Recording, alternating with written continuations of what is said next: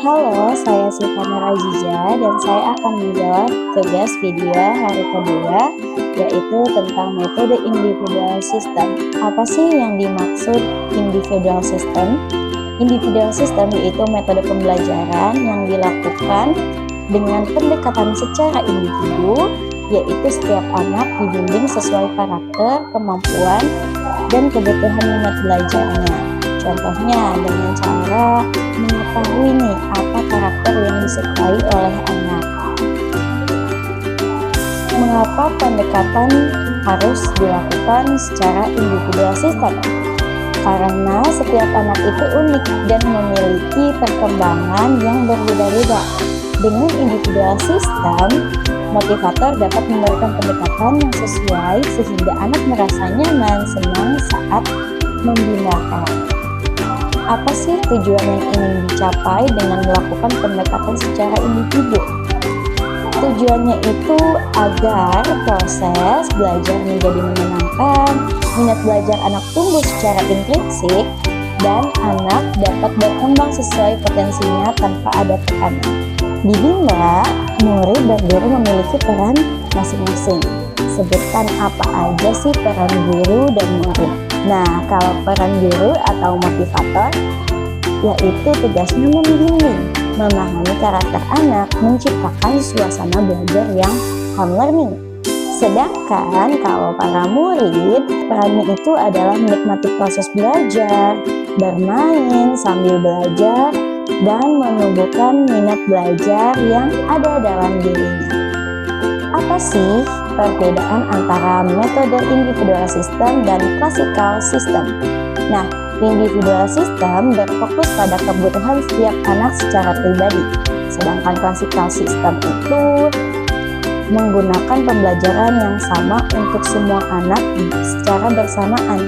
Di Bimba, kita menggunakan individual system agar anak belajarnya itu sesuai kemampuannya masing-masing dan anak tidak merasa terbebani dan prosesnya selalu menyenangkan.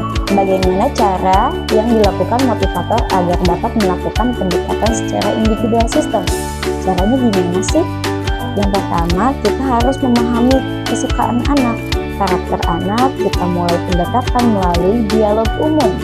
Misalnya, kita menanyakan kesukaan anak. Kadang-kadang anak itu sangat senang bercerita kepada kita. Nah, dari situ kita bisa mulai individual system, yaitu melakukan pendekatan. Misalnya nih, Kemis, kakak suka sama Kuromi. Nah, dari situ kita bisa masuk ke dunia anak. Bagaimana caranya agar anak bisa merasakan nyaman, merasa senang ketika sedang bermain di Bimba. Apa dampak yang akan terjadi apabila pendekatan yang dilakukan secara individual system? Nah, dampak baiknya itu anak menjadi lebih nyaman, lebih percaya diri, lebih semangat, dan minat belajarnya akan semakin meningkat. Apa dampak yang akan terjadi apabila pendekatan dilakukan secara classical system? Nah, yang terjadi adalah ada kemungkinan anak merasa tertekan, anak kurang diperhatikan, anak kesulitan mengikuti pembelajaran, bahkan yang lebih parahnya lagi, anak bisa kehilangan minat belajarnya. Yang selanjutnya ada variation skill. Apa sih yang dimaksud dengan variation skill? Variation skill itu kemampuan motivator dalam memvariasikan kegiatan belajar agar proses belajar lebih menyenangkan, lebih menarik, dan tidak membosankan bagi anak. Kenapa kegiatan belajar harus divariasikan? Karena anak usia dini itu mudah merasa bosan. Dengan adanya variasi kegiatan belajar, anak menjadi lebih semangat, lebih fokus, lebih menikmati proses kegiatan bermain sambil belajar. Apa tujuan yang ingin dicapai dengan memvariasikan kegiatan belajar? Tujuannya adalah menciptakan fun learning, menjaga minat belajar anak, dan membantu perkembangan anak secara menyeluruh. Lalu, sebutkan 3 aspek belajar. Apa sih 3 aspek belajar? yaitu aspek kognitif, afektif, dan psikomotorik. Kegiatan apa yang termasuk aspek kognitif? Nah, kegiatannya itu berkaitan dengan kemampuan cara berpikir, seperti membaca, mengenal huruf, kemudian berhitung, memahami gambar, dan menyusun kata.